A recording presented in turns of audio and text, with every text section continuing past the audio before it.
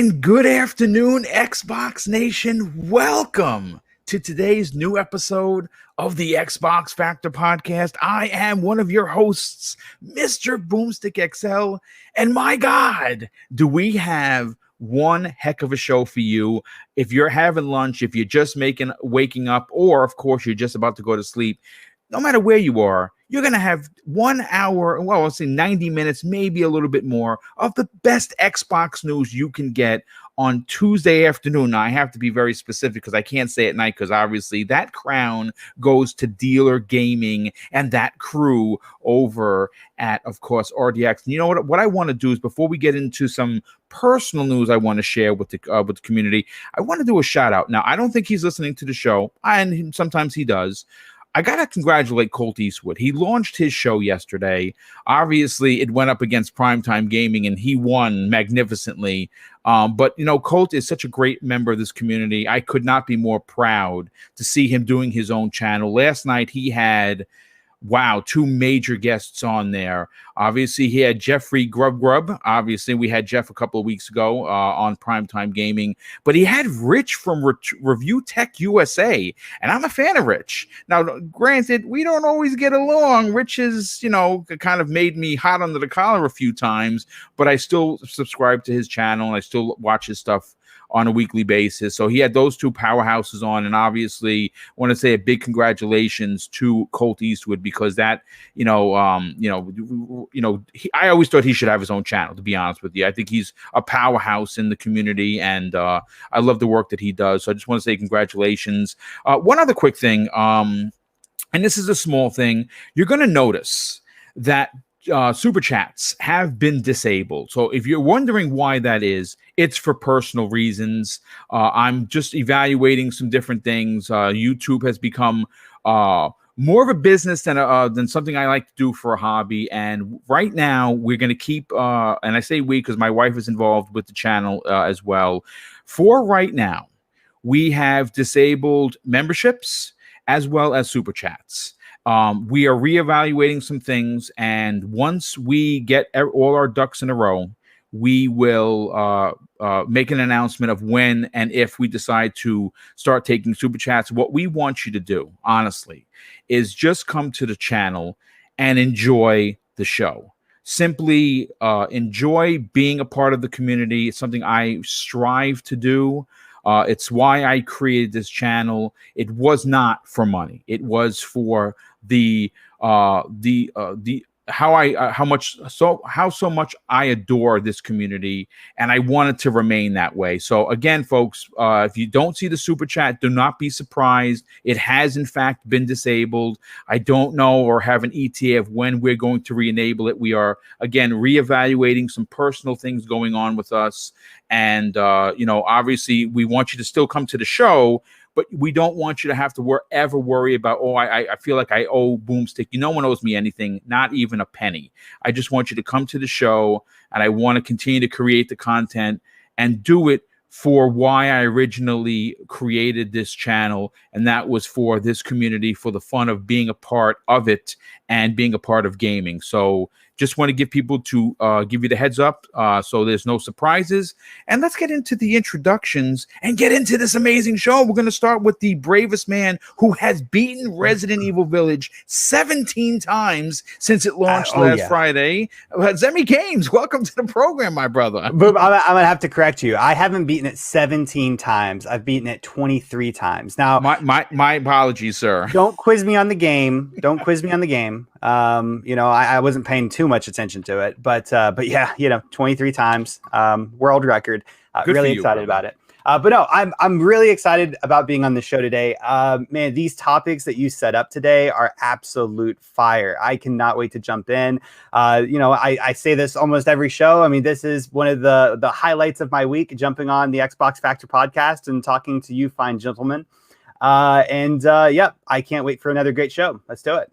Well, thanks so much for being here, brother. And obviously, the show would not be the show without you. You obviously jumped on I want to say over a year ago, might be even closer to 2 years now. Yeah. And having you a part of the show when we had you with the Breakfast at Boom was great, but to have you a part of the Xbox Factor podcast is an absolute honor and a privilege. And speaking of privilege and honor, I have to welcome in one of the newest members to this show. I think that he has really torn up the tracks, if you will, with making his presence known in this community in the best way possible. He's a gentleman, he's a scholar, and he's also someone I consider to be even more so than just a friend. I would even say that I extend to him being a brother of mine. Please welcome Pong Soul. What's up, brother? How the heck are you?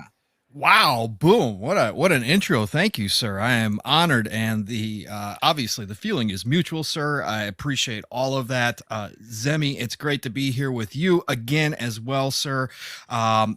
Look, first of all, shout out to you, Boom, for nothing but class as always. Congratulations, thank you, bro. Colt last night. Again, we both love the guy, and he did a great job. But for you to come out and give him props. Oh, no, listen. Here's the thing. YouTube is a big place. YouTube is surrounded and packed with incredible content creators. And listen, that's just the nature of the beast. And like I said, I got a chance to meet Colt and his wife in real life during E3 2019. He's an amazing person, and I can only wish the best luck for him. I mean, I think that is the proper thing to do. And honestly, from my heart of hearts, I mean it. But not everybody's like that. So again, props to you. Props to you, sir. But no, hey, look, chat. Listen, guys, we are taking a trip to Speculation Town today. As mayor of Speculation Town, I welcome you all. As you can see by the topic list, we have some great sights to see. So I am excited to dig in. It has been another week, and I've been busy as all heck. So I am ready to talk some video games. So let's do this, Boom. Yes. Well, let's get into topic number one. And obviously, I it's funny because every one of these topics, when I was writing them, I was like, check for Zemi, check for Zemi, check for Zemi. I think all topics he's going to have a lot to say because he really enjoys this stuff. So topic number one, what I want to get into is Bethesda, the rumor of what they're working on next. Now, as we currently know, Bethesda is hard at work at Starfield. Right now, we have some stuff we're going to be talking about. I'm trying to get the source confirmed. That's why it's not a topic today. That's why I withheld the Starfield topic for Thursday, because I'm trying to get some behind the scenes clarifications. There is a rumor that Microsoft has purchased some airtime from AdSense or ad time, if you will, for this year, which basically says that yes, the Starfield will be coming out. But I want to get some more clarification before I run with the story, because I don't like doing just the one, source of information. I like trying to at least get two, and I love getting three, because then obviously, where there's smoke, there's fire. But we know that they have Starfield in active development, potentially, folks, releasing in 2021. Elder Scrolls 6 is supposedly going to follow that, maybe even the following year, maybe following 2 years. We don't know how far into development they are for that title. They also will continue with updated content for Fallout 76. And obviously, from where it launched to where it is now, it is totally a much, much better game, and people are quite enjoying it.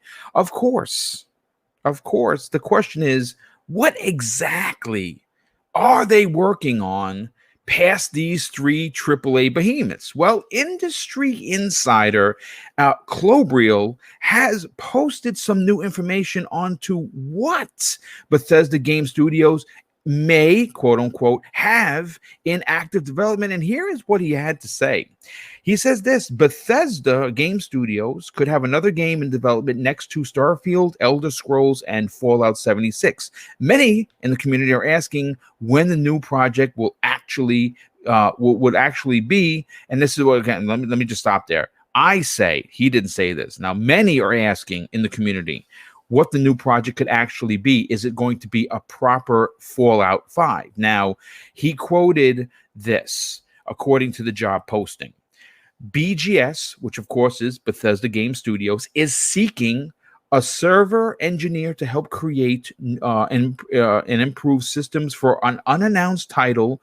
And obviously it continues with, the legacy of Bethesda. We've done all these games, blah, blah, blah. Well, the unannounced title is where the wording gets me excited, because is it Fallout 5? Or is it a new project? Now, we're not going to know. I would bank on Fallout 5 personally, because obviously Fallout 76 is not the proper Fallout that everyone really wants to play. I certainly want the single player selfish experience in a new Fallout, because I'm an old school cat. So Zemi, I want to go to you first on this. Again, There's not a lot of information to go on. It was the one post from Clovereel. Do you believe that it's Fallout 5 that they're working on, or is there something else? I mean, I think that they most definitely are probably working in some capacity for Fallout 5, right? Like, like Bethesda, like they typically, kind of get ideas. Most developers get ideas for, like their sequel games. They're working on other projects and stuff. So in some capacity, I'm sure that they are working on Fallout 5. Like, I'm sure it's still also in the planning stage. But for this job posting, it's a job posting for a server engineer, and like reading through the job listing, it kind of sounds like this is, a person who's going to be supporting and building up like, the online functionality of a video game. Right. I don't think that Fallout 5 is going to have online functionality. I think that, that was kind of going to be a Fallout 76 thing. I don't know. Like it always kind of felt like to me that Fallout 76 was just their try at it. Their poke in the dark, and that just really did not work out very well for them. So I truly don't think that we're going to see Fallout 5 have like any multiplayer in it. So I don't think that this unannounced title is Fallout 5. What I think that it very well might be is potentially maybe a large expansion for Fallout 76, because that game does have, online, functionality. But additionally, I think it could also be a smaller title, like on like the same kind of level as what we've seen them do with Elder Scrolls Blades, Fallout, Shelter, and then Elder Scrolls Legends. Elder Scrolls Legends was actually made by a different studio, but I wouldn't be shocked if they weren't making a smaller title like that with maybe online functionality to go along with Starfield, like a mobile game. I wouldn't be shocked if that might be what this position was for. I mean, ultimately, it's speculation, right? There's really no. Did you say Speculation Town? Speculation Town. Yeah, no, we're welcome. We're here. But no, I just kind of have like, it just doesn't feel right, Could it be a smaller and usually my game? Gut's wrong, right? But it just, for me, it just doesn't feel like they would be adding multiplayer to Fallout 5. I don't know. I agree. It didn't work out the last time. Yes. And also there's some level of me being a little biased here. I will agree. I don't want there to be multiplayer in Fallout 5. 100%. So maybe this is also me, kind of hoping that, this isn't the case. But no, I think it makes a lot more sense for this to possibly be like just a smaller title, kind of like what, Fallout Shelter was to Fallout 4. Maybe they're making another mobile title, like a small thing to kind of go along with Starfield or go along with the next Elder Scrolls game. And it's going to have online functionality. That's a very interesting aspect. Yeah. Yeah. That's just my poke in the dark of what I think that most likely it's probably going to be. But I'm typically wrong, and I'm quite possibly wrong here too. Well, I mean, listen, again, it's we don't have a lot to go on. So I don't, the wrong. Yeah. I mean, listen, I've been wrong. My God, so many times I've lost count. There's no doubt about that. But you know what? It's certainly, you bring up a tremendous amount of really good points. And you know what? I'm with you. Listen, folks, here's the thing. I love online. I do. I don't get a chance to play online with the community because, dude, there's only so much time in a day. You know what I'm saying? So I like to gravitate towards the single player experience, because when you produce 4 shows, you have real life to get to, and obviously I gotta be there for Mrs. Boom. She's obviously my first thing and last thing I see before when I go to sleep, and the most important thing to me. I so selfishly, I don't really care about online, though I understand how important it is for the community as a whole. For me, I'm right there with you. If Fallout 5 needs to be about that single player narrative, so we can get invested in the character that we create. We can care about the NPC characters that are potentially going to be a part of the story that they're trying to tell. And that's why I just hope they continue with Fallout 76. So if people want to continue to play in that world through multiplayer, there is an avenue for them. So I'm almost in agreement with you that this could potentially be something as an add-on to one of the new franchises. Yeah. Again, maybe it is the Fallout game that released on iOS and Android a couple of years ago, where you had to go online and build up this online community. Who knows? Or something of that nature for Starfield. One thing is known for a fact: we need to pray to Todd Howard. We need to pray to that man, according to you, to make sure Todd Howard, our savior, to make sure that Fallout 5 Amen. is fully single player. We need to pray to him. Okay. Yeah. Well, listen, you know what? I'll reach out to Todd. I'm waiting for him to send us autographed socks, one for each of you, so you guys could, pray to the altar with the sock. That'd be wonderful. So, Pong So, let's get your opinion on this. Again, usually Clobriel elaborates when he gets this kind of information. And I went back into his Twitter history, and it was the one post, which means there really isn't a lot to go on. And because it's from Clobriel, I trust it indubitably. I think that he has gotten it right more times than he's gotten it wrong. And even though he said it publicly, he doesn't consider himself to be an insider, quote unquote. Though I do. I think he has a tremendous amount of ties. I think he's being very modest, and that's fine. I love modesty. There's no doubt about that. It shows the humbleness in people when they are looking not to take credit. Now, I fall right into that camp. I just enjoy what I do. What are your thoughts on the new unannounced title that he mentions? You think it's something that something to the effect of what Zemi is saying, or could it be something more? Yeah, I think it definitely could be something actually more, Boom, because of the simple fact that the thing that got me excited, besides the obvious things when the acquisition went through with ZeniMax, is that you have one of the largest collections of talent ever acquired by Microsoft and by Xbox, right? So you've got all these people that are working diligently on all the mainstay franchises that we already know about. But when you have that collective of talent and creative minds, can you imagine the projects that have been sitting on the table for a very long time because ZeniMax did not want to take chances? Yeah, dude, that's a great point. When Xbox purchased Obsidian, all of a sudden we got grounded. Yes. Right, which has turned into something special and has potential. But why did we get grounded? That would never have happened under just Obsidian by themselves, because they could not take the risks. Now, like we've heard so many devs already speak about this, is that being underneath the umbrella of Xbox and Microsoft specifically, it allows them the freedom to go try things, right? We've seen it time and time again already. So what got me excited when this acquisition happened was all these projects that have all these ideas that have been tossed and, fleshed out, but then kind of just pushed to the side because, hey, we can't do this right now. We got to focus on the Fallouts. We got to focus on the Elder Scrolls. We got to focus on our mainstays because, again, we got to keep ZeniMax. We got to keep the investors happy. Yes.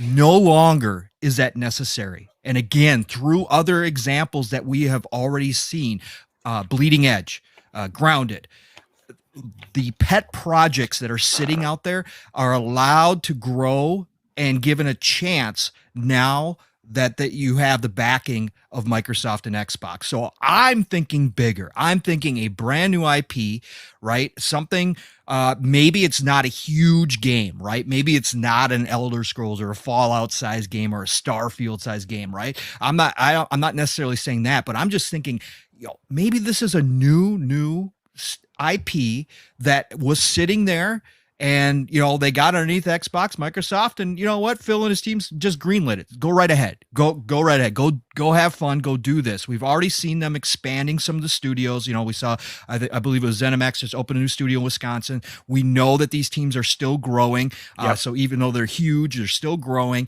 So I think that's probably why, to me at least, Clobriel didn't have a whole lot of information and just posted it, because I think there's going to be some smaller projects, brand new IPs that are coming out of these established studios that we only currently associate with the bigger stuff, right? I think we're going to see some of that, exploration, if you want to call it, just testing the waters with smaller projects and see if something hits.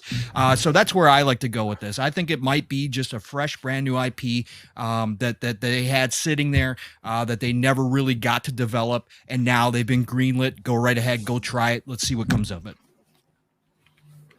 I mean, that's a great point. Listen, guys, let me ask you this. What more do you want out of this particular topic? Do you want a proper Fallout 5, or do you want something new? Zemi, I'll go to you first. What do you want this to actually be? I want Todd Howard to be happy, first and foremost, that is really the most important thing to me as a human being on this planet that we call Earth, is that Todd Howard, our savior, is happy. And if he's happy, guess who else is happy? Yeah, Zemi's happy. I'm happy, right? Yes. And I think that he would be the most happiest by making Starfield, and then making Elder Scrolls, and then making a Fallout 5. But what you're talking about is something that everybody is would welcome in for sure. Yeah. There's no doubt about that. Honestly, for me, I don't have any need or want, or for Bethesda to really make a brand new IP other than Starfield. I think Starfield seems really, really awesome. But with that being said, if they did make something brand new, I wouldn't be totally against it or anything. I would look at it. If it looked cool, I would buy it, I would play it, and hopefully I would enjoy it. Right. But for me personally, what I really want from that studio right now is Starfield, then Elder Scrolls, then, Fallout. Right. And that's really the main thing that I want. Anything else that they would make would just be complete, just right, in the side of my mind. Right. Not to say I wouldn't play it. I very much would probably play it. But for me, what I really want, after, these two games that we know are going to happen, I really want a Fallout 5. Yeah. Listen, I enjoyed Fallout 4. I didn't love Fallout 4. I absolutely loathed Fallout 76, and I knew what I was getting myself into. I bought it for the helmet, which is still sitting above my head. I love these collector's editions. I knew what I was getting. I tried Fallout 76. It was awful. I knew I wasn't going to dig it, but I really wanted the helmet, so that's why I bought the game. I loved Fallout 3 to the point where I think, if I'm not mistaken, and the last time I checked, and it's been a while, I think I put up 380 plus hours into that game, which sounds like madness, but I really, really enjoyed that game. Which one was better, New Vegas or 3? I have to go with New Vegas, dude. Really? I would say 3. I would say 3. You know what? Listen, if there was a gun to the head and it was listen, you got to pick one or the other, or boom, you finished. Then I take the coward's way out and I say, okay, I'm going to go with New Vegas because I really enjoyed it. But if I had to sit on it, it would be a tough, because I really enjoyed both of them. Those were two games where Fallout as a brand was at its absolute peak when you talk about single player experiences, and just the amount of narrative that went into these games was just incredible. Pong, let's get your opinion on this, brother. What more do you want out of this particular, oh man, I just got blown up right there. Look at it. Look, terrible. Well, that terrible guy helped you. He put you back on track. He did. He definitely put me back on track. I think I still win the race too, which is, oh no, boy. that's awful. Nobody's helping you there. I went wearing your helmet. Oh no, that's right. You don't have it yet. Yeah, it's first the worst, bro. Pong, what do you want to see this turn out to be? A new IP or potentially a Fallout 5? Well, I mean, again, I want it all, Boom. So like I was just saying, I want to see new IPs as well. I think it's exciting when somebody comes up with a new idea. So I'd love for this just to be a brand new idea, whether it's from the mind of the almighty God Howard, or if it's just a smaller section of the teams that had an idea and are putting it together. I really don't care, but of course I want a new Fallout as well. I'd love to see a team up between Obsidian and Bethesda and making a new Fallout Vegas, a new Vegas 2, or pick another location. But I'd love to see a team up between those two studios. At the same time, again, going back to my original statements, when you have this many creative people underneath one umbrella, I want to see what these minds are thinking, because I know, we see it all the time. Like, we get a little glimpse when we look at the art, when some of the artists put out some of their, experimental stuff that they're doing, or just some ideas that they have. We see all these incredible looking worlds that never get realized. I want as many of those worlds as possible, because I'm somebody who likes to, dabble in as many games as possible. So for me, I'd love to see a new IP, but of course I want to see a new Fallout. If it's Fallout 5, fantastic. Like you, Boom, Fallout 3 for me was one of the great games to come out. Again, just like you, Boom, if I had to choose, I would choose, Vegas, obviously, just from the standpoint of the storytelling and the characters in Vegas. I liked it a little bit better than Fallout 3, but Fallout 3 was just an amazing game. So, and 4 kind of went away from that formula a little bit. Yeah, it did. It was a bit of, like I said, I liked it. I didn't love it. Correct. So if we get back to a classic style Fallout, give me those old feels again, I'm all about it. So, but again, one of my favorite studios of all time, if not my favorite studio of all time, is Bethesda. So whatever they put out, I am going to be looking forward to. I'm going to be hyped about, and all this news coming out. And now that they have, pretty much unlimited resources at this point, I can't wait to see what we get out of this. Yeah, it's very exciting to know that, and again, that the point of the resources is an incredibly important part of the conversation. Correct. Because a lot of the work that they were doing, they were basically, a lot of people don't know this, they were basically robbing Peter to pay Paul. Right. People don't understand that, and how important the sales of said game was going to be for their teams to make sure that they could pay the rent. You know what I'm saying? They could pay the insurance, they could pay people to pay their mortgages and stuff. It was ultra important. And now that they're working with Microsoft, obviously the books things is still important, but they don't have to worry about it, because, and I think that's one of the biggest things that a lot of people don't take into account, what this deal meant. The Bethesda deal meant so much more than just, they have all these new studios. What it did, the winner is both people, but both Bethesda and Microsoft, because what it does for Xbox is it allows them time, something that they didn't have before getting all these studios. Right? Now they're not rushing to get games out because they don't have first party prowess. They can now take their time and put it out when it's right and ready, because they have 35 plus teams. And I think that's actually good, because you don't want these games overlapping one another. And we actually might see that happen at some point, because all of these games that they have in development, they may have to kind of hold back the releases, because you don't want to, choke out yourself. So correct. Absolutely. Yeah, it's huge. So we'll see. But folks, this is what a great opening salvo, if you will. So one of the best 30 minutes I think I've spent this week so far talking about Bethesda. But I want to get on to topic number 2, and in a story that I pulled from one of my favorite sites, WCCF Tech. They got a chance to sit down with Neon Giants co-founders Arcade Berg, which that is a dope name, Arcade. Your first name is Arcade. That is freaking awesome. He's the game director, and Tor Frick, who is the art director, to offer some exclusive information on one of the most and biggest anticipated indie titles that are currently in development, releasing in 2021. Now, The Ascent impressed, at least me for sure, and I say many in my show notes, almost immediately with his blend of AAA graphics, production values, and high-octane top-down shooting, a mix that we don't really see every day.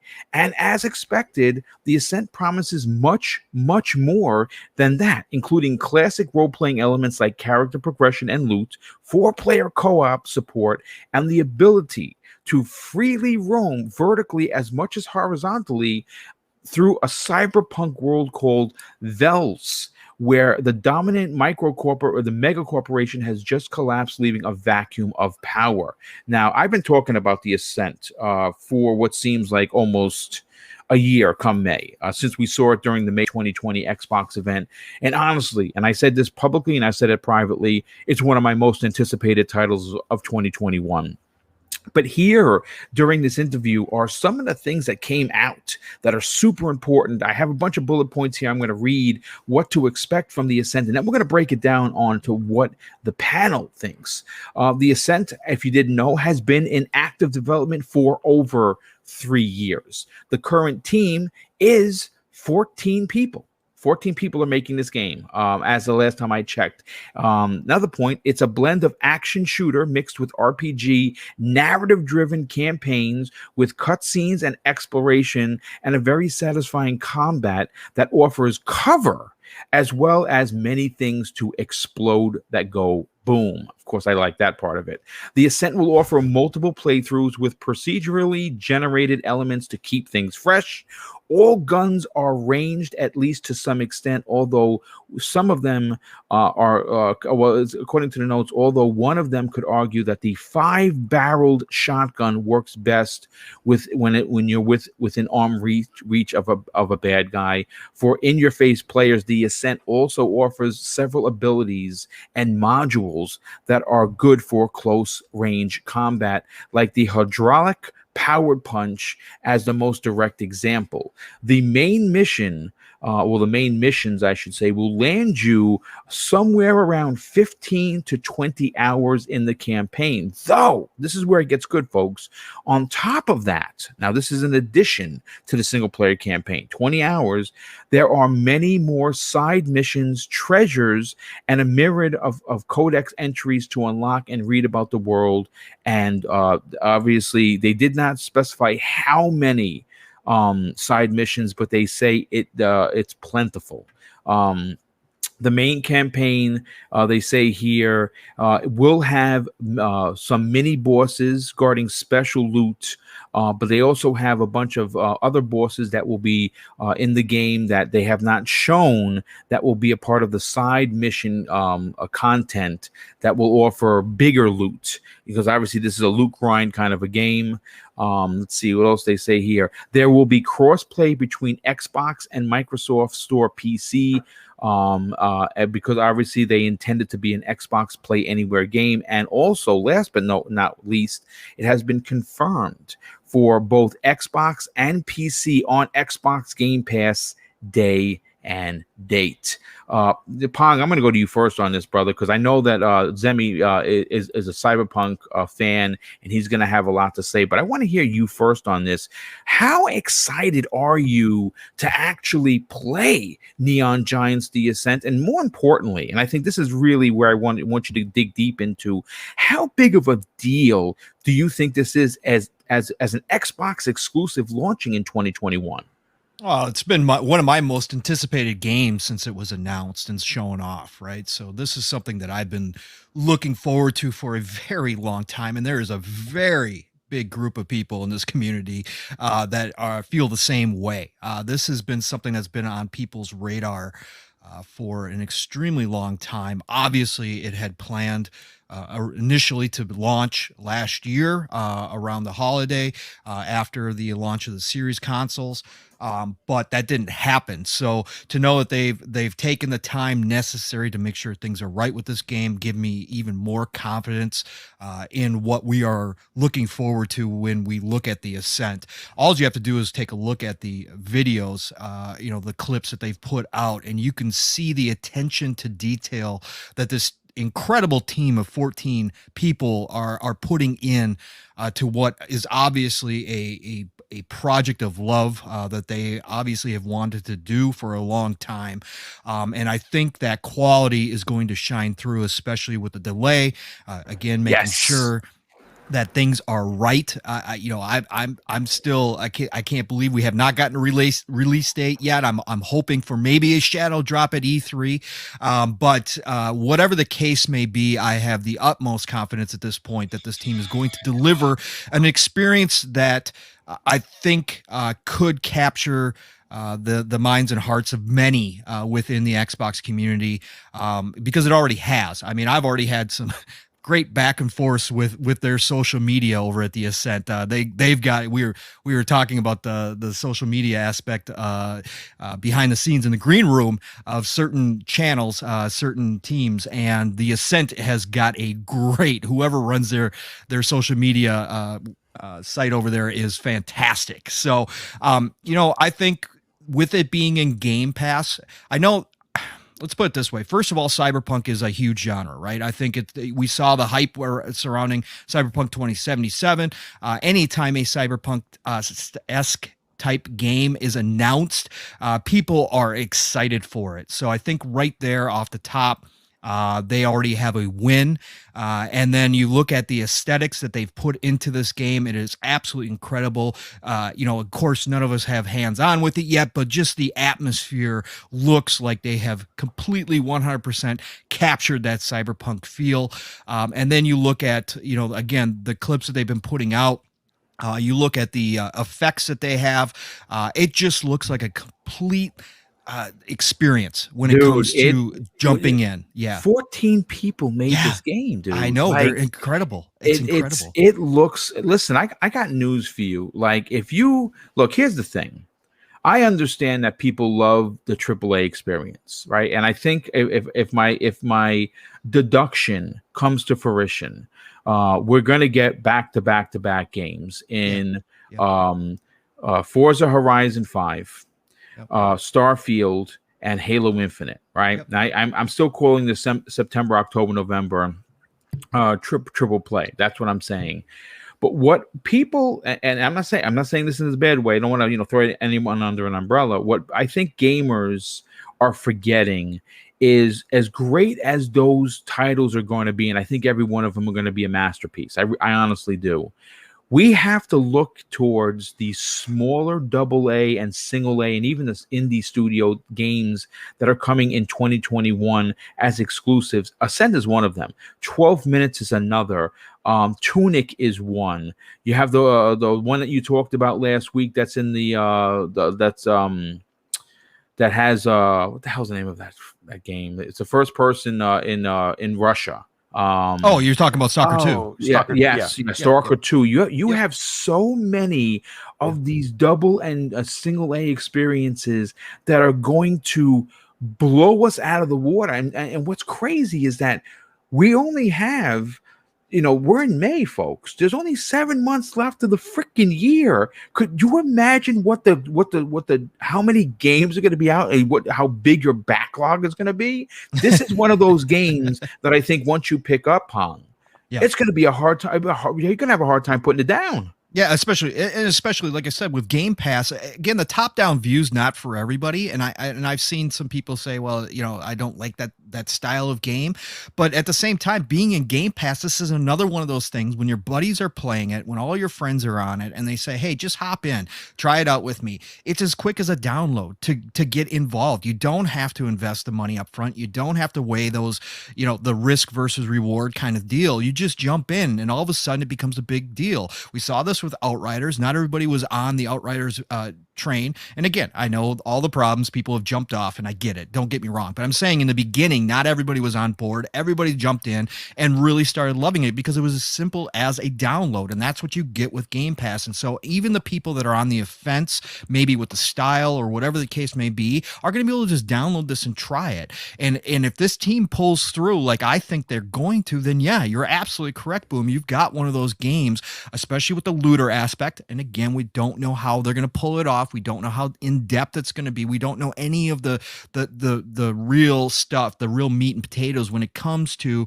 what the game is going to entail once you start playing it. But if they pull off a Diablo-esque style cyberpunk world with loot that becomes addicting, like we know looters can be, then all of a sudden you have one of those games in Game Pass where all of a sudden you pull up your friends list and you see that 50% of the people are playing the Ascent right now, even despite the fact that we're going to have all these games that you just listed off, Boom, and who knows how many more. Just think about this, Boom. Just think about this. Let's say we already know that there's 22 indie titles or 21 indie titles, somewhere in that neighborhood, confirmed, and we haven't even heard about the AAA bank. Let's just say 25 come out between now and then. That's over 3 a month new games between now and the end of the year that we're going to be having drop in. That's an insane amount of games, but the Ascent can stand out from the simple fact that it is going to be a highly polished game that gives you a cyberpunk world, which people love, that you can't experience just everywhere, right? And so I think if they pull this off, you're absolutely correct, Boom. It's going to be one of those games where, again, you've got a lot of people eyes on it. 25 million plus Game Pass. Yeah. Probably approaching 30 maybe by the time this thing comes out. Well, I put it to this way, if they keep up with the 1 million per month, dude, 30 million by the end of 2021 campaign. 30 plus, yeah. We don't know when this game's going to come out. If it drops out at E3, great. If it drops out at E3, I can't wait. I hope it does. I think it's a summer release now. It feels like a summer release. Yeah, I know. I wanted it a long time ago, but yeah, I think it could slot in nicely to the summer between the big boys towards the holiday season. It could slot in real nice in there and just become one of those games that kind of takes over your friends list and everybody's playing it. And, with a 20-hour campaign plus side missions, plus the loot effect going back, I think this could be one of those games that becomes a time sink for a lot of people. And I just can't wait, Boom. I'm so pumped. Yeah, me too. You know what? I have to apologize. I was disrespectful just now by not mentioning Joe's Song of Iron in that list. How freaking dare I, Joe? There's so many. Joe, I know you're listening, brother. Game of the listen. I said this to him. He blushed. I compared his storytelling, because if you didn't know, and you didn't watch last night's show and you didn't watch the interview, his Song of Iron comes from him playing D&D, folks. That was a campaign he played with his friends that he converted into a game. I mean, how freaking cool is that? That's awesome. Because I played D&D as a kid. I'm a big old nerd like that. And I told him last night, and he blushed a little bit. I think that his game, once it's released, and they're doing the beta testing right now on it, it's going to be in people's top 10s. I don't want to make any false accusations about maybe it's big game of the year in some places, but we did see that happen with what was the indie game that won it last year? Hades, yes. Yeah. And I think that Joe has something special there. So, yeah, of course, I have to throw into that list Song of Iron. Again, one of my most anticipated games because of the way the story behind it, and more importantly, what's in front of me. I'm super stoked for that game. Zemi Games, you are a huge Cyberpunk fan. I don't think anyone knew that. Surprise, he loves Cyberpunk. What are your thoughts on Neon Giant's confirmation on the 20-hour campaign, the side missions, the fact that it's been in development for 3 years, only 14 people worked on this game, which is, if you look at it, you're like, that's got to be a 100-man team. That has to be 100 people making this game. No, it's 14. How excited are you for this to release on Xbox potentially in the summer? Well, first off, I think a summer release would kind of make the most sense, especially considering, Halo Infinite coming out and potentially Starfield, potentially a Forza game. I think like having the Ascent go up against those games would be a bad decision. So I think like a summer release would make the most sense as well. And I've been really, really hot and cold on this game. I really have. I love Cyberpunk, right? I absolutely love it. I'm blown away by, the fact that 14 people made this game and that it looks as good as what it does. I mean, it does truly look like a AAA kind of, experience. I think that the narrative looks really, really awesome. The cutscenes look incredible. The one and pretty much only thing that has me like shaking my head, like, why did they do this? Is the isometric perspective. Like, I've just never been a fan of that, and it's a personal thing, right? Yeah, that's okay. I mean, listen, not every game is for every gamer, brother. We get absolutely. I mean, there's nothing wrong with gamers that love that isometric point of view. It's just never really been my thing. And, so after, reading this interview, I actually got more turned on to this game than I was previously, right? Like it kind of reinvigorated me to like, oh yeah, okay, well, I'm still unsure about the isometric thing, but I'm definitely, gonna jump in day one and try it out, right?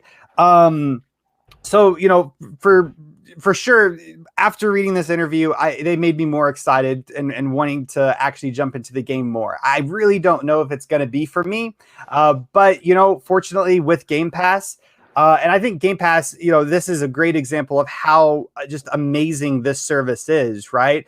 That there's going to be a lot of people like me that don't like isometric games, or maybe have never played them before, or whatever it may be, that are going to jump into this game because of Game Pass, right? And because it's co-op, and their friends are going to say, hey, have you played the Ascent yet? And they're going to say no. And then they're going to say, hey, it's co-op and it's on Game Pass. Go download it, right?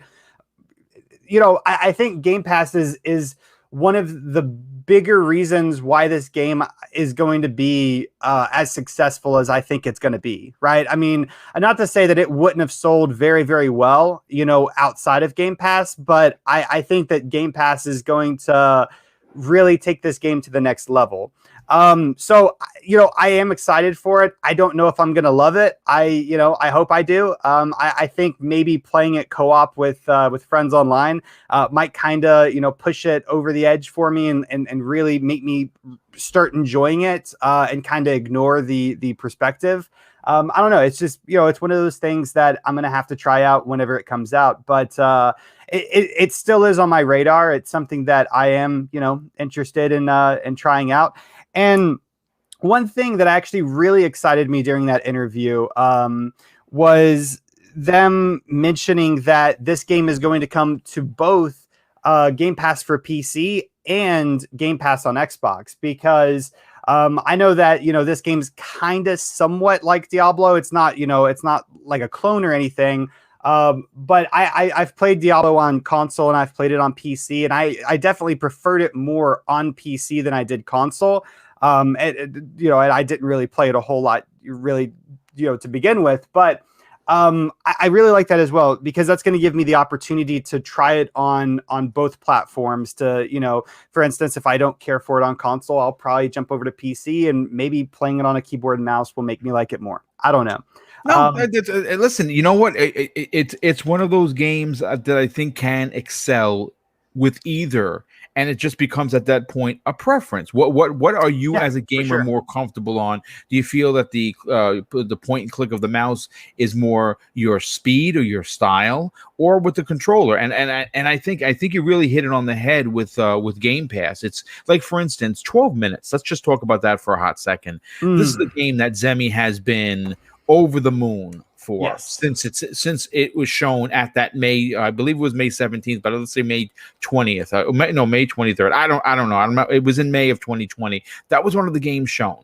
And for me, again, it would if this game would have come out, more than likely I would have purchased it, because I do buy a lot of games, especially in the indie community. I like supporting them. Like even like for instance, Joe has been on my show twice, and I'm sure because he's a gentleman, he would offer me a code. I would say nay. I would not take the code from him. I'm going to buy the game because I want to support his dream. This is obviously, if I'll give the code away if he offers it, because I want to support the indie community. This is a game, 12 minutes. I don't know. It's probably going to be $20 or $30. I would buy it, normally, but I don't have to if I didn't want to. And again, I will buy it because I want to support the indie community, but it's in Game Pass. And it's one of those games that maybe you think the game isn't for you. Maybe you're unsure, like, I don't know, $30, man. That might be that's too much, because if I don't really like it, I'm kind of stuck. But you don't have to do that. I think that's a great point, Zemi. Really strong point. Yeah. For sure. Yeah. I pretty much said all I had to say. Well, excellent. All right, excellent. You know what I want to do? And I want to start doing this a little bit more often, because I write the topics. I spend wee hours of the night writing these shows, and I love it, folks. Trust me when I tell you, having something to do to put my thoughts, I would say pen to paper, but it's more like finger to keyboard, is something I truly enjoy doing. But every now and again, we get comments in the chat that are worthy of a conversation, even if it's 10, 15 minutes. I'm going to throw one up on the screen. KK Des, good friend of the show, he writes a very interesting question. And KK Des, thank you so much for not only being here, brother, but of course being a part of the chat. He says, Boom, do you think that this is going to be Xbox's greatest gen? And I kind of want to elaborate on that, because I think that's a fantastic question. And I'm going to say this. It's honestly, in my opinion, I think a little too early to tell. But I have to say the starting line looks really strong. Obviously, if you compare, again, some people get mad at this. When you talk about Xbox, you kind of got to talk about PlayStation. It kind of goes, hand in hand. Peanut butter and chocolate, they kind of go together. That's just my theory on it. PlayStation out of the gate had an incredibly strong lineup. Again, not every game is for every gamer. Not every game was a AAA banger, but they started off pretty strong. And Xbox didn't have any of their first party bangers. So they didn't limp out of the starting gate. No. Let's make that understandably clear. They didn't limp out of nothing. They did fantastic out of the gate. But when you talk about games, and of course these are consoles, we do have to talk about games. They didn't have as much first party stuff as Sony did. And obviously, where this is, it's new generation. It started in November 20th of 2020, but technically this is the next gen right now where we are. I have to be honest with you. I really like what I'm seeing, because it seems to me, at least in my personal opinion, that they are hitting on all cylinders. And I'm not just talking about games. Microsoft proper, the Xbox, the Phil Spencer run Xbox is hitting on every facet of gaming. And I'm talking about, being in the positive news, right? Xbox Game Pass, Project X Cloud doing well in different regions of the world that they could never get a foothold in. All of the 35 plus teams that are making games, the 23 studios, which potentially they could, mention more. They always seem to be on the right foot as of late. Now, again, sure, like most, corporations, they fumble the ball and the other team takes over. They did that with the whole Xbox Gold is going to cost $120 a year, and they immediately pivoted and course corrected the situation. But to his point, yeah, I think it could be. I think what you're starting to see, again, this is just my personal opinion. You may disagree. That's fine. I think we are starting to see the greatness that we saw during the Xbox 360 era. That's just my point. I'm getting goosebumps talking about it. But Zemi Games, let's get your opinion on this. What is your answer to KK Days' question? Is this going to be, or potentially going to be, Xbox's greatest gen? Like what you said, I do think it's too early to really call anything, right, or say anything. But I think that the signs are really pointing towards that being a very likely outcome, right? Because previous, to this generation, what was like their best generation? Well, a lot of us would say the 360 generation. And looking at the 360 generation and now the current generation side by side, it definitely kind of appears that Xbox now has more competitive advantages against Sony than they did back during the 360 generation. And so, like what you were saying with, all of their first party studios and, of course, they have Game Pass and they're really changing the rules of the industry and how, these companies compete for consumers' dollars, right? And they're really leading that charge. And it seems that customers are really resonating with that. So for that reason, I think, it's very likely that this could be, like the Xbox's greatest generation so far in history. And maybe even, you could say a golden age for the Xbox brand, possibly. But with that being said, nothing, is surefire. Mistakes can be made, you can still lose, a sports game, like a basketball game with, 5 minutes on the clock, right? If you mess up enough, if you drop enough balls, right? And so, nothing's a sure bet, so I still think it's way too soon to really call and say, Xbox has this generation in the bag 100%, because we've seen, several times in the past, competitors, come back, right? PlayStation's in a bad spot right now. They were in a bad spot during the 360 generation, but guess what? They ended up selling more consoles than Xbox did by the end of the generation. So they are in a tremendously powerful position right now, as a brand, but that can change. But looking at what we can see and comparing it to what other, what their competitors are doing, it's very, very likely. And it's not absurd at all to think that this would be the greatest generation that Xbox has ever had.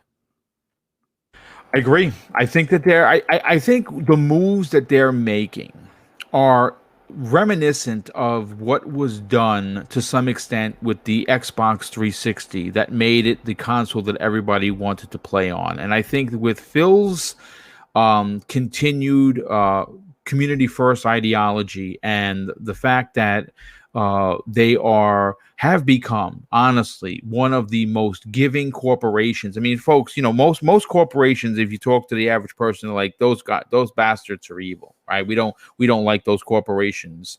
But and Microsoft was on that list for many, many, many years. And obviously, they have made some big changes at the company. Specifically, when we're talking about Microsoft, we have to talk about Xbox because this is a game show. And I think that with Phil in charge, with people like Sarah Bond, when you have people like Matt Booty, when you have people like Larry Herb, you have people like Aaron Greenberg. These are all incredibly popular, representatives of Xbox, and the way that they are. It's funny. Last night, my memory. I'm getting old. I'm gonna be 51 in September, so I'm not as sharp as I used to be. But I believe it might have been Crispy Bomb, and he said something to the effect that was incredible. Now, we were talking last night about how Sony really is they're not for the players. That's a BS tagline. We know that what they're about, and they could care less about the players. That's why they raised their games to $70.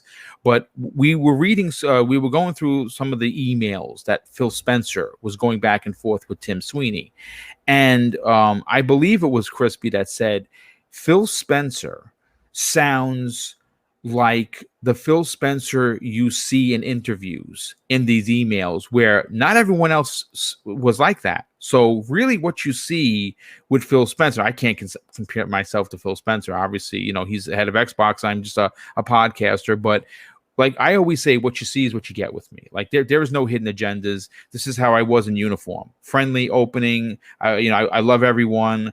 I try to, be as, I'm never exclusive. I'm always inclusive. And that's how Microsoft has become.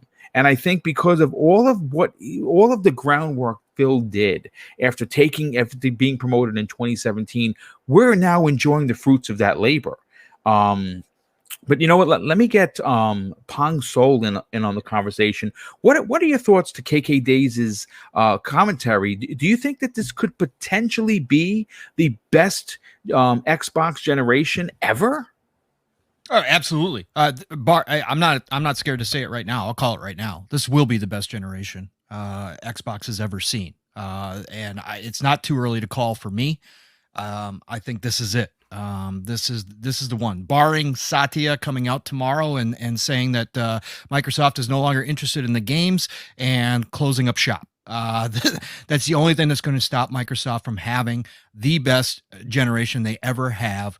Period. Xbox has done everything that they've needed to do, that they've wanted to do. Like you were talking about, Boom, with Phil and his team's vision. And they have set this up, and I will call it now. From the simple fact is the competition doesn't matter anymore. Yes, the competition will always be there. Yes, the competition will continue to push each other in certain ways, which is great for all of us as gamers.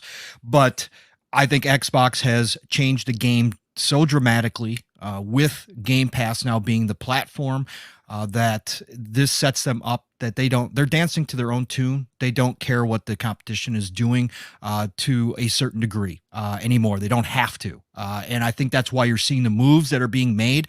They are self-isolating from the rest of the industry so that no matter what happens, they will have the content, they will have the talent necessary to provide their own means to the finish line. And I think that's the difference.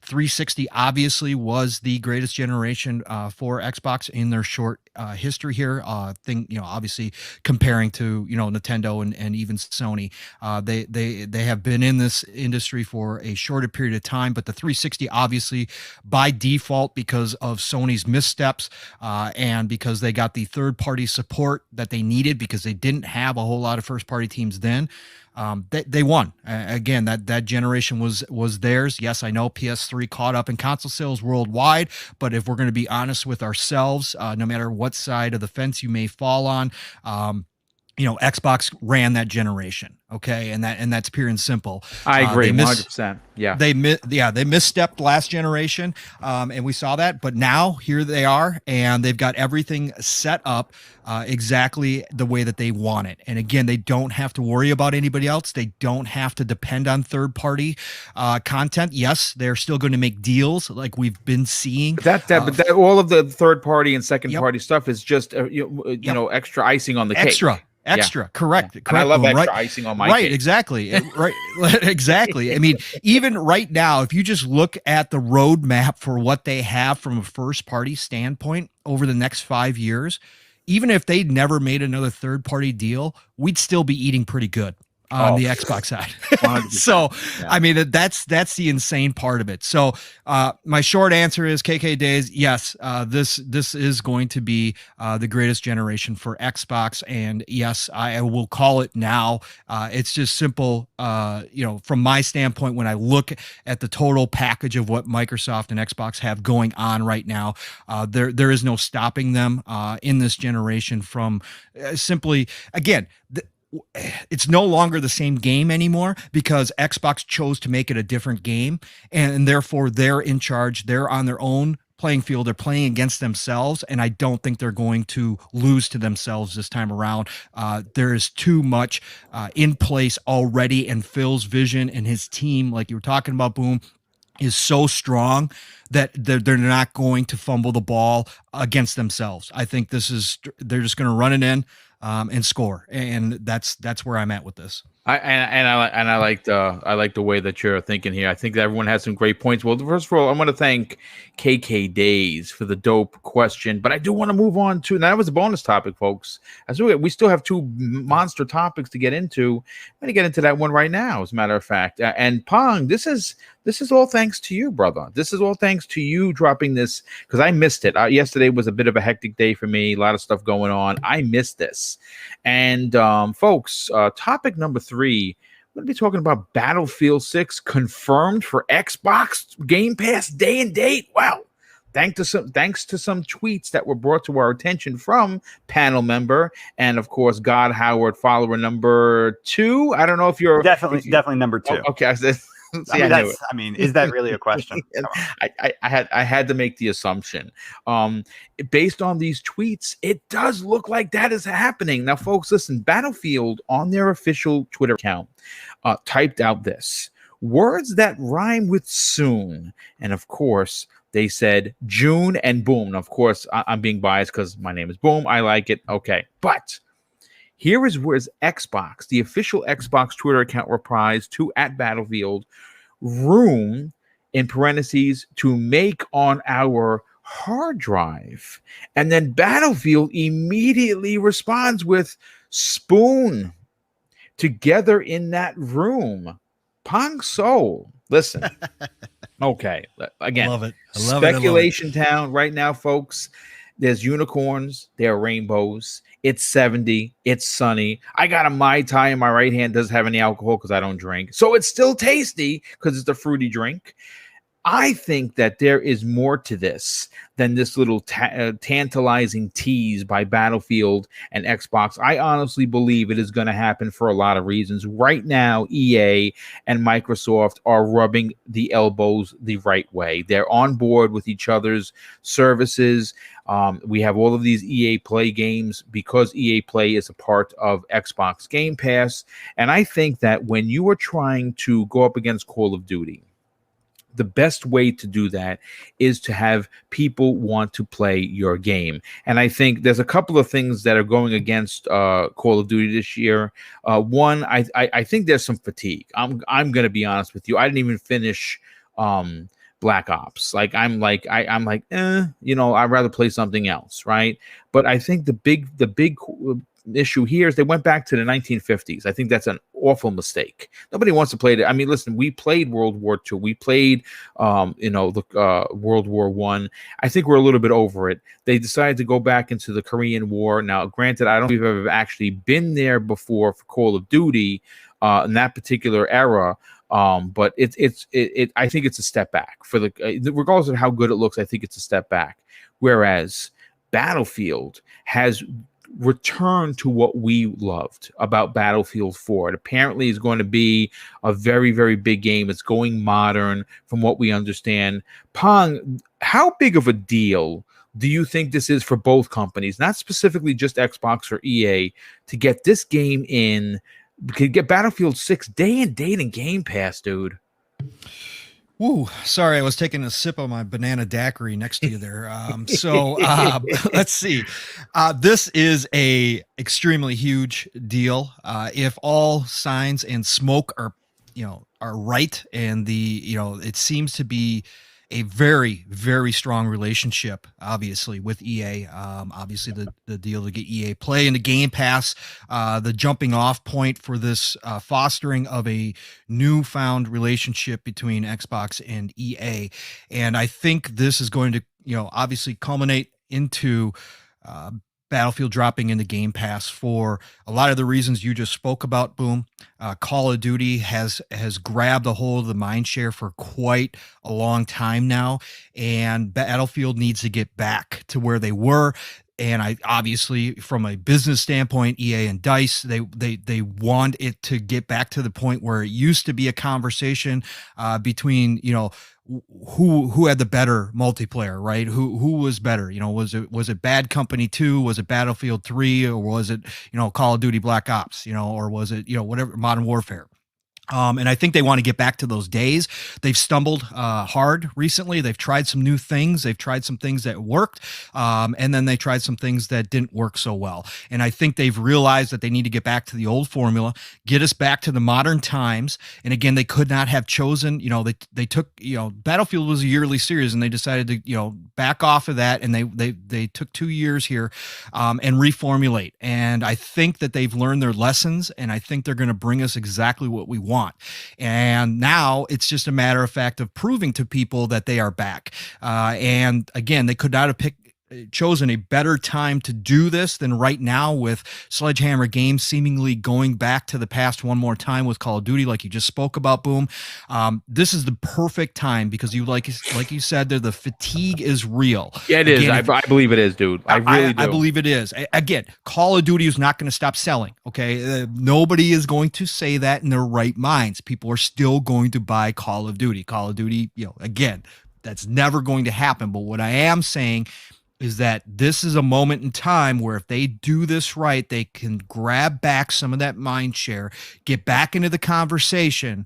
And if they do it, and they do it extremely well, like they did with Battlefield 3 and even Battlefield 4 after they fixed everything, if they get back to that formula, okay, what you're going to see is a shift. People are going to, even the people, the diehard Call of Duty people who are still, out there buying it every year, you're going to see them kind of move on over. And what will what will help that situation would be by having a deal to put it into Game Pass. Again, people get to try things. So even if people go, I'm not sure about that Battlefield, guess what? No risk. Right? You just download it. If you've got Game Pass, you just download it. You get to try it out and you go, that's what I'm talking about. Battlefield is back. Your friends are all playing it. Holy cow, let's go. Let's squad up. Let's do this. And you download it and that's it. You're on your way. And I think that this deal makes so much sense that I'd be surprised at this point if it does not happen, that we do not see Battlefield day and date in Game Pass. I am also have an inkling with the way that they're doing this release. I think that they know that if they don't want to go head to head with Call of Duty and Halo, they need to come out a little bit sooner. I would not be surprised if it's ready to rock and roll and they've got all hands on deck, right? So they've brought other teams on board to help out with this. Criterion, I believe, is on helping out Battlefield. If they can pull it off, I think a late summer release heading into early fall to get ahead of the curve, drop it into Game Pass. Awesome. Oh, drop it into Game Pass, get out ahead of everybody else, get your hype built up. Ooh, I think that's a real possibility, especially with this little conversation. I love Boom. I love the conversations between social media departments. They just get it. It's awesome. But I think all that kind of hints to a big reveal. Hey, we're dropping Game Pass day and date. Oh, by the way, we're going to hit, let's say August 15th or whatever the case may be. Get out ahead of everybody else, grab that mind share. People will be, people are already kind of over Cold War at this point. They've made some missteps. There's still a ton of people playing Warzone, and that's why Call of Duty will always sell. But if Battlefield shows up in August, there's going to be a lot of people, kind of got that Halo hype built up. They've got, that maybe some people are hyped for Call of Duty, but man, a big time first person shooter, Battlefield back at it, modern style. We've heard like 2030 something, with drones and that kind of stuff, but not too advanced, but really good multiplayer, dropping sometime in August. God, you would grab a lot of people right at that point who were fiending just to get into a first-person shooter, a new one. And a lot of people are excited to hear Battlefield is back. So again, all these eyes from Game Pass on it. All of a sudden, that word of mouth starts spreading. There's a lot of Battlefield people out there that have been waiting just for them to drop something good again. That word of mouth starts spreading. All of a sudden, you got all these guys on PS5 that are feeding for a first-person shooter, waiting. And next thing you know, you've got great sales going on. Plus, you got a huge player base with Game Pass already established. You're in. you're in. You've grabbed back a piece of that mind share, and then obviously the sky's the limit where Battlefield can go from there. If they decide to drop a battle royale later on to compete with Warzone, they will have fans ready to jump into that as well. I just think it's a win-win all the way around, Boom. So I definitely see this happening. Yeah, dude. So do I. And you know something, dude? Let me tell you something. I didn't even fathom. Hey, listen, maybe they do an early release. Yep. June, July, August, because you know what? Why do you want to see? That's the thing that's really good about this. And you may be onto something. I want to elaborate for a second, because November, listen, I understand there are going to be some people in this chat, there are going to be some people in the community that aren't as, let's say, quote unquote, excited or confident that Halo is going to take over the world. Well, I'm here to tell you that I beg to differ. I think that what they're going to deliver is going to be an incredible game. I think we're going to get everything that we've wanted. I think that we're going to walk away very happy. And I think that we're also going to get one of the biggest releases of 2021. You don't obviously want to put a Battlefield 6 up against a Halo, because they're going to eat each other's lunch, and you don't want to do that. So you're onto something where they may be looking to push the envelope, get an all hands on deck kind of a situation to get everyone there, to get the game done so they can release it in the summer. And my God, would that be one hell of an announcement at E3? Yep. Oh, by the way, the release date is a week from Tuesday, and it's in Game Pass. It's going to be pretty epic, dude. Yep, exactly. No, I again, that's why my inkling is, if it's not right after E3, but just to make the announcement and shock, people who just assume it's coming closer to holiday 2021, and shock everybody and say, nope, we're ready to roll this thing out. Let's go. Gear up. Battlefield 6 is coming, whatever it is, July, August. Let's do this. I think you would grab so many people out of the gate. I think it'd be perfect. Yeah, no, 100%. Well, listen, folks, this has been, my God, one hell of a show. One hell of a show. We have one last massive topic, and Matt. What about me?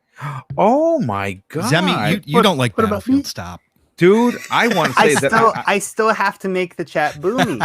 Yeah, you know what, dude? I want to apologize. You know what I'm doing right now that I almost forgot. What am I doing, Zemi? What am I doing that I shouldn't be doing live on the air instead of hosting the show? Texting. No, I'm about to finish up ordering on the BioWare gear store. Thanks to you. And it's your fault, Zemi. See, he was going to skip you, and it was your own fault. See? Well, at least he was going to skip me for a really good reason. I'm literally about to hit the buy button for the Omni blade, which looked freaking dope. So of course I have to do that. Okay, Zemi, let's get your opinion on this. Mm-hmm. Battlefield 6. Listen, it's been a while since Battlefield has been in the positive conversation with gamers. Battlefield 1, Battlefield 5, World War 1, World War 2. People are tired of it. We've been asking, first of all, to be honest with you, the right answer in this conversation is Battlefield Bad Company 3. That's the correct answer. But I suppose if I have to take a runner-up prize, I'll take a modern Battlefield and Battlefield 6, and it looks like we're going to get that.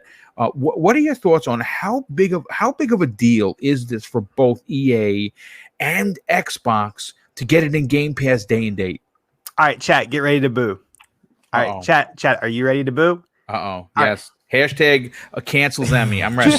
Do it in advance, chat. From now on, every Tuesday, just start out with Boo Zemi when you first get here. Boo Zemi. Hashtag Boo Zemi. So I will say this.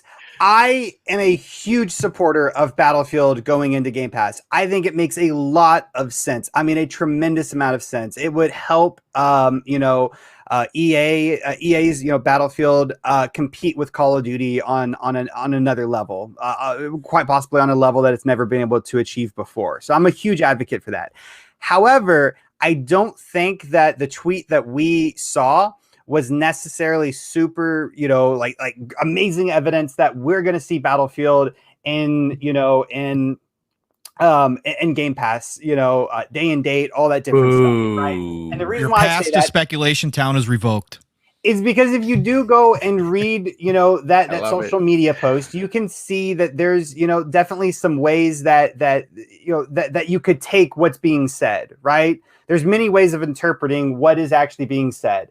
And as much of a great idea, and as much as I would want to see Battlefield go into Game Pass, I don't know. Like, I'm not completely swayed that EA, the company that, let's just remember their history, would be willing to, to put that game in there. I mean, I understand that, you can make a lot of money by putting it into Game Pass, but still, I'm not sure if EA really has been, persuaded by that, right?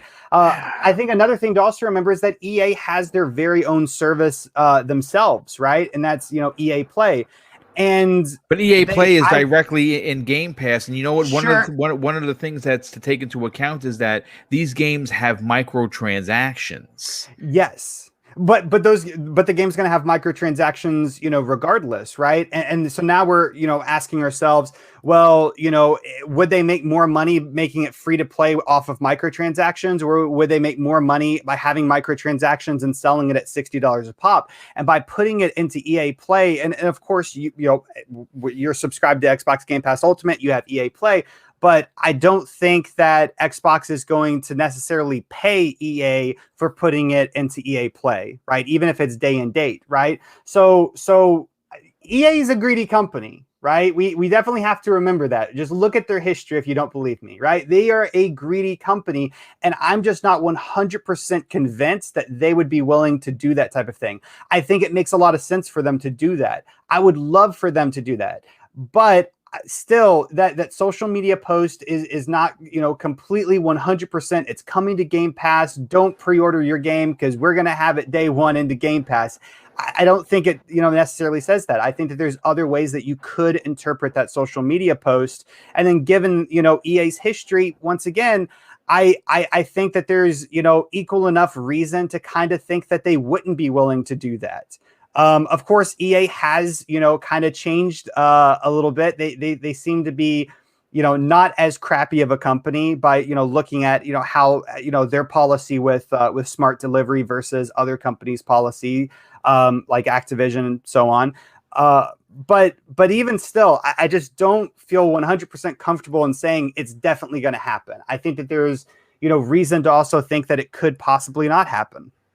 Listen, you're absolutely correct, right? Like we're going on the assumption that they are, because we had heard rumors that that this was one of the big AAA bombs that Microsoft spent a pretty penny on, and we always forget, that in order to make this happen, Microsoft has to drop a bag of money, potentially 2 or 3 bags of monies. Into the parking lot of EA to say, yeah, we want your game in here. So they're not getting the game for free. And I think that when you look at the overall, what happens in Battlefield, what happens in Call of Duty, people spend money on microtransactions. And I think the one thing that you're going to see, and what we're going to start hearing is that there's going to be a lot of number crunching to see whether or not it makes fiscal sense to drop these games into Xbox Game Pass. So, of course, they can make money on the microtransactions, which I think is really going to happen. But again, it's speculation town. We again, this is not just my opinion. They were having a conversation with one another, and I think that there really is something here, but again, we're not going to know. But when they say June, maybe that's the big announcement that they're talking about. Again, we don't know. It's going to be very fun to see who's right or wrong here. And I think that if it turns out that Battlefield 6 does get into Xbox Game Pass, it is going to be a big win-win for everyone, especially the community that supports Xbox Game Pass, because that's a big AAA release, and to get that in there is a really, really big deal. But I want to move on to the last topic of the show, folks. And this one comes to us. Let me just make sure the timestamp is correct. There we go. 1:21, because obviously you can only imagine some of the messages I get when the timestamps are not correct. Okay, let's talk about a game that's releasing later this week. In a story that I pulled from our good friends over at the Video Game Chronicles, which is another website I absolutely adore getting news from because their writers are really fantastic, we now have some performance details for all of the platforms regarding Mass Effect Legendary Edition, which releases on May 14th. And according to the news, the Xbox Series X holds the advantage among its console releases. Now, publisher Electronic Arts has confirmed the performance difference as part of a wider breakdown of the expected frame rate targets and output resolution for all versions of the upcoming title. Now, the 3-game remaster collection, which is set to release again for the PS4, Xbox One, and PC on May 14th, along with the forward compatibility of the Xbox Series X, S, and PlayStation 5, the Mass Effect Legendary Edition supports up to, on console, at 120 frames per second exclusively on the Xbox Series X. Now, this is where it gets crazy. If you have a monster PC, and a lot of people in this chat do, you can run the game at 240 frames per second on PC, and all of the other platforms, including the PlayStation 5, can and will only run it at a standard 60 frames per second. Now, console players can toggle between favor quality and favor frame rate gameplay modes at any time on all platforms, allowing players to make the choice between high definition graphics and or a performance mode that maxes out if you have the TV and an Xbox Series X at 120 frames per second. Now, Zemi, I want to go to you first. You're one of the biggest Mass Effect fans. I know you cannot wait for this game. I know that all other games are going to die on the vine once this releases. My 2 questions to you, and of course to Pong, as well as the incredible near 400 people that we have here that tuned in for today's Xbox Factor podcast, are this. Is the proof in the pudding when it comes to power on the Xbox Series X? And is it another example of why Microsoft, it was a good thing that Microsoft waited for the proper AMD technology to be done? And more importantly, how excited are you to play the Mass Effect trilogy again? Uh-oh. Did we freeze? Nope, no, I'm an idiot. I was muted. We did not freeze. No, we revoked his pass to Speculation Town, so therefore he has to leave. Oh, so he was waiting in line. Yeah, I was waiting in line. You didn't have the armband. Well, that's what happens when you make these wild accusations, Zombie Games. No, I'm telling you. Chat, please just boo me again. Please, right now, just please boo me. No, I am super excited for Mass Effect. This is a game that I've been really looking forward to for a very, very long time. Even before it was actually announced, back whenever it was just a rumor that this was happening, I was looking forward to something that I guess I didn't even know was going to happen at the time. But I am a huge Mass Effect fan. I played all of the original games right whenever they came out, and I probably played them a lot more than what I needed to, because I at the time I was still doing school and I missed out on a lot of homework. But I absolutely adore Mass Effect, and to be able to replay all 3 of the games, the first one with improved gameplay, all of them with improved graphics and frame rates and so on and so forth, is absolutely incredible. Not to mention that I get to unlock the achievements again, right? Which really has me excited. Who doesn't like unlocking achievements? That's one of my favorite things about like these remakes and these remasters. Like I loved that I was able to unlock every single achievement in Mafia 2 again. Like whenever that trilogy came out. So I'm beyond excited. I cannot wait. I'm so excited. I've been on BioWare store just buying a ton of collectibles because I can't wait to play this game. As far as power goes, For me personally, power is not the most important thing, right? If I primarily played on a PlayStation, the idea that I couldn't get 120 frames per second, it wouldn't kill me, right? It wouldn't bother me. Will it bother some PlayStation users? Absolutely it will, right? But for me personally, it wouldn't. Even given that I have a Series X, I'm actually going to be playing the game on like the favor quality mode. So I'm going to be playing at 4K 60 frames per second. You know what? I hate to say this. I'm kind of a graphics whore. So I think I agree with you there. I think I'm going to be playing it there. Yeah, no, absolutely. And is the Xbox Series X more powerful than the PS5? Yes, it is. Is it so much more powerful that, why would you buy a PS5? No, I wouldn't necessarily say that. But I think it's awesome that, that really a lot of it's choice, right? And on Xbox, players have the choice of how they want to experience the game, right? You and me, we want the graphics, right? We want 4K. So we're going to go with that option. But there's other people that really want that 120 frames per second. And on Xbox, they actually do have that choice, whereas on other systems, they don't, right? So that is one of I think the biggest advantages that Xbox has here. Isn't necessarily that they just have 120 frames per second, but it's more or less the choice that feature gives to its players. But yeah, overall, I'm ecstatic. I can't wait for May 14th whenever the game comes out. I actually have intentionally not started playing any other game because I only play like one game at a time. I don't bounce back and forth to multiple single player games. I start one, I finish it, and then I move on to the next. And I just don't think I have enough time right now. I have to beat Resident Evil in the next 48 hours, otherwise I'm screwed. Exactly. And I don't want to be in that situation. So I have intentionally not started anything because we're so close to Mass Effect coming out, and because I know day one I'm going to be there. I'm probably going to be pulling 12-hour shifts. I don't know how much sleep I'm going to get, but I'm going to be playing a lot of Mass Effect, and I'm going to be saving the universe from the Reapers.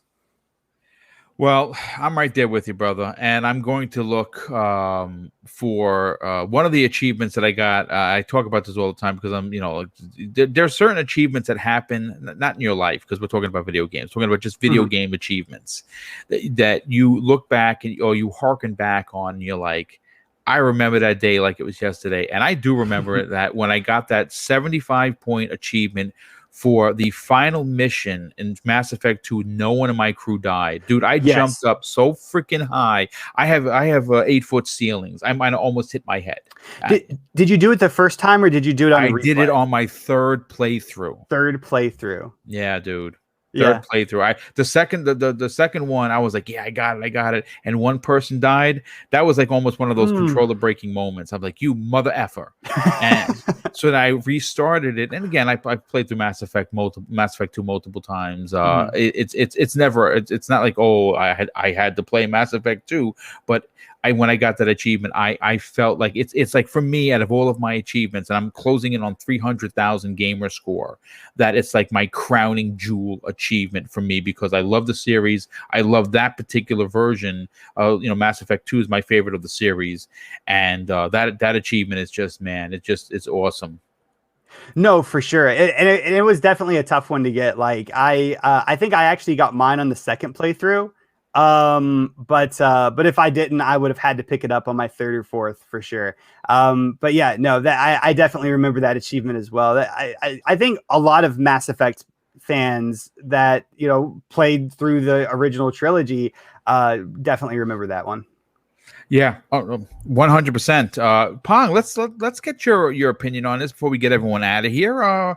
For you personally, hearing that you can play Mass Effect, the trilogy at 120 frames per second exclusively on the Xbox Series X, and I see people in the chat going back and forth about that the PS5 is as powerful. It's actually not. There are a lot. I mean, listen, there's a reason why Sony is going to go back into redesign the PlayStation 5, folks. That story is real. It's not as powerful. It's missing a significant amount. Kirby Louise is in the chat trying to confirm my not my suspicions, the actual facts. The reality is that the PlayStation 5 is a fantastic piece of hardware. The controller is incredible. I absolutely love it. But to say that they're close in power is that now you're pushing the envelope in the wrong direction. I don't think that's in fact true at all. And I think there's a reason why Sony has to. If you think that BS reason about they want to redesign it so they can manufacture more of them. If you believe that, then I got a bridge to sell you, because that's not in fact the truth. They rushed it out, and what you're seeing, what we're playing, is a prototype, which is why it has so many problems, and why there's so many advancements to the Xbox Series X as opposed to the PlayStation 5. I don't even know why we're even having this conversation. I don't want to make it a console war thing, but the reality is the reality. But please, by all means, Pong, continue with the conversation regarding Mass Effect playing at 120 frames per second on the Series X only, or are you going to play it like me and Zemi, be graphic whores? Okay, so Mass Effect, one of my top 5 series of all time. One of my favorites out there. It changed sci-fi genre for games forever. Absolutely one of the greatest stories ever told in a video game by far, and some of the best character development, peak BioWare, especially out of the first 2, for sure. The third one, again, it had its issues, but again, overall, the trilogy is just simply brilliant, and I absolutely love it. I've got it pre-downloaded. I'm a budget gamer, so I have to pick and choose what I do buy, but Mass Effect is definitely already waiting for the 14th this week. I cannot wait. Yeah. I cannot wait. As far as the frame rate and graphics goes, options are always good. This goes back to Microsoft's forward thinking. Yes. And indeed. This is why I love, because this goes actually more to backwards compatibility than it does power.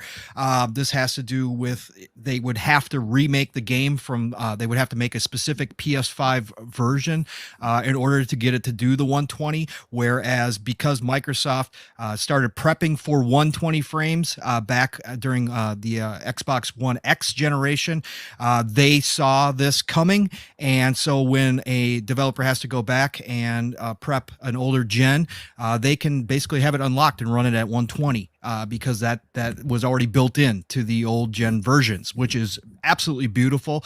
That's my understanding of it, and I love it because more options, the better. Yeah, we win as gamers. Absolutely. Yeah.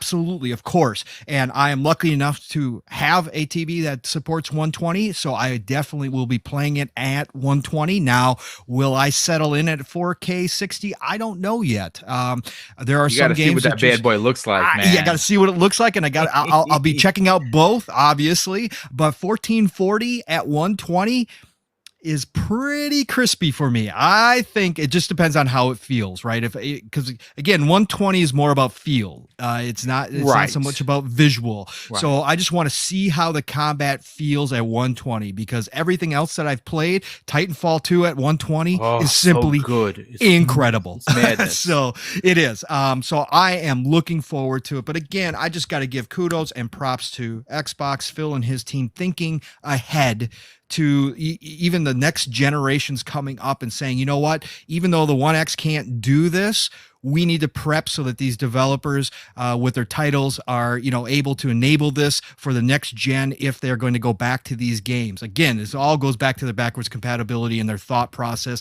It's a beautiful thing, but again, give me more and more options.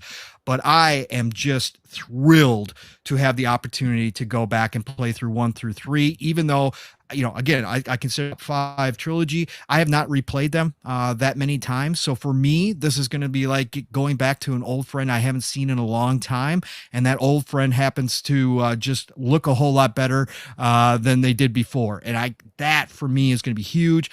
I still think shout out too to the Iron Lords podcast for doing their debate over ME1 and ME2. Anybody who is an ME fan and has already played the games, go check it out. It's spoiler filled. They talk about everything, but man, that was a great debate that they hosted over there. But you know, the simple fact is I can't wait to see ME1. I personally still believe ME1 is the greatest, but I can't, you know, again, all that aside, the controls were not the best and the Mako was absolutely awful. So it was terrible to drive. It was. Yes, and they're improving all of that for like this new trilogy, which is correct. That's why I can't go back and wait to experience ME1 in the best light possible. For me, that is going to be, it's going to be like a new game. And I have this, I want to see if it lives up to my imagination of how it's going to feel and how it's going to look on screen. I've seen the videos. I've seen the side-by-sides. I just want to see it live in my living room. I cannot wait for the 14th. It cannot come soon enough this week. I'm over the moon excited about this, and I'm glad they did it finally because we've been asking for it for a long time. So this is fantastic. You know what? But besides that, what I'm hoping, and again, this could be another whole topic, but we're not going to get into it because obviously we were past the 90-minute mark already.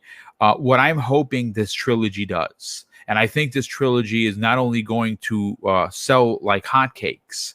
I hope this opens the door for EA to look in their catalog and give us a Dead Space trilogy done in the same format. I know it's wishful thinking, but if this does as well as I think it's going to do, I think we could see that happen. Boom, to your point, they, you know, again, this latest FPS boost drop did not include the Dead Spaces, and that could be a possibility, you know, an indicator that if Mass Effect Legendary Edition goes well, that they would be willing to go back and do Dead Space, kind of the same thing. Oh my God, I would love you know, they know people have been clamoring for it, and you know, I was kind of shocked when the boost dropped. You know, all 70 whatever it was games, 74 games, 74 games, and Dead Space was not included in there. I definitely think that could mean that they went and asked EA, and EA said no, and you know, we've got some plans for that because you know they did other EA games. So why would they not do Dead Space? So I'm hoping that that's a sign of things to come, that EA is going to go ahead and take a look at the Mass Effect Legendary Edition, see how the sales are, and then move forward with a Dead Space remake or, you know, remaster, whatever you want to call it. Remaster, I suppose, is a better term, and bring those back to life again. Because again, as much clamoring as there had been for Mass Effect, there's been about the same amount for Dead Space. So I definitely think that EA, from a business standpoint, realizes that they are they love money. They're money whores. Yeah, exactly. But you know what? I'll just finish with this. Beyond myself, I am just so excited for everybody who never got to experience Mass Effect being able to go and do this. All the new people, because there are a lot more than I ever. My brother from another, I Steel, has never experienced Mass Effect, and so I'm jealous. Man. I'm absolutely. There are so many people that have not experienced Mass Effect, and to be able to go back and see it in this light for the first time. What an experience. And like you said, boom, just jealous. But I can't wait to see all the new fans come out of the woodwork for Mass Effect trilogy and realize how just incredible of a trilogy and what it meant to video game history that this series is. I would dare say, and I could get booed. It could be hashtag cancel Mr. Boomstick. I would dare say that Mass Effect's story, its trilogy, is so important that I would dare say, and I'm a huge fan of this, as equal to Star Wars, the first the episodes 4, 5, and 6. Yeah, what it meant to I think that the storytelling in that was BioWare at their absolute finest. Unfortunately, that's not the same BioWare. I hope that they could somehow rekindle that with you know, the new Mass Effect that they're working on, but you know, only time is going to tell. But man, this has been one hell of a show, and obviously we had almost 400 people here. I want to thank everybody who tuned in. Obviously, if you're new to the channel, hit that like button, and more importantly, hit the subscribe button. See if you know, maybe you want to get this content weekly. We do 4 live shows weekly, and they're all, I mean, they're non-toxic, folks. We come here to have fun. And I think we had a lot of fun. So let's get to the outros, get everyone out of here. Zemi Games, yes. I want to thank you so much for being here, brother. Tell everyone about theconstantgamer.com. And more importantly, where could people reach out to you and strike up a conversation on social media? Yeah, absolutely. So my website's called constantgamer.com. It's a gaming media website similar to IGN, similar to Kotaku, GameSpot. The biggest difference is that we are just more objective in how we report gaming news. We don't mix our personal feelings and thoughts into, what should be actual factual news. And in addition to doing gaming news, we also do game reviews, featured articles, fun gaming related quizzes, and all sorts of other different, all sorts of other content. So if you're interested in checking that out, definitely go to constantgamer.com. We're also currently still looking for new writers. So if any of you guys would be interested in writing for a website like this, all you have to do is just go to the website, click on the contact us button, and click on the button that says join the team, fill out a short application, and I'll be in touch with you. Boom. Once again, this show was absolutely fire. These topics were amazing. And I can't wait for next week's show, man. Thanks. Well, listen, dude, we love doing this, right? And I love having you guys here each and every week. We're Xbox fans, and we are just about to get into the neck deep of it because E3 is only a couple of weeks away. And I say a couple, I don't mean two, but obviously we're in the second week of May, which means that E3 is about a month away. And my God, no one's going to have you covered more than theconstantgamer.com. And of course, the podcasts here at Primetime Gaming, at Double Barrel Gaming. And of course, there's the shows that Pong Soul just happens to be a part of. Pong, first of all, what you're doing with Steel Rain on Saturday mornings at 10 a.m. Eastern Standard Time with Living Split Screen is phenomenal. Your work on the Xbox Ultimate Podcast, 9 p.m. Eastern Standard Time on Fridays with Mav and that incredible, I would say, Power Rangers level crew is incredible. Tell everyone where they can check you out on these shows, what you got going on, and where can people find you on